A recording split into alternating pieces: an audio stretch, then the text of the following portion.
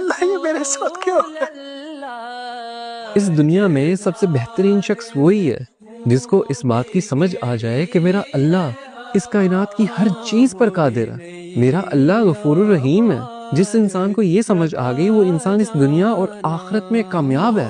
ایک دفعہ آپ صلی اللہ علیہ وسلم کی محفل میں ایک بدو آ گیا۔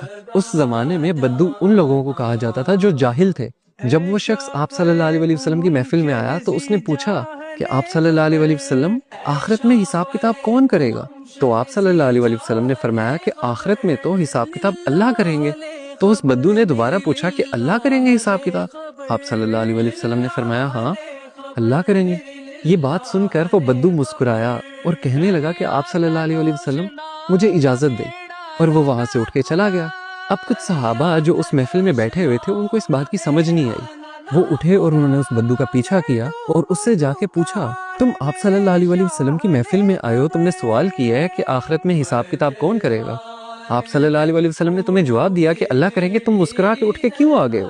تو اس بدو نے مسکراہٹ سے کہا کہ اگر اللہ تعالیٰ نے آخرت میں حساب کتاب کرنا ہے تو اللہ تعالیٰ تو بڑا غفور الرحیم ہے، وہ تو مجھ سے میری ماں سے زیادہ پیار کرتا ہے۔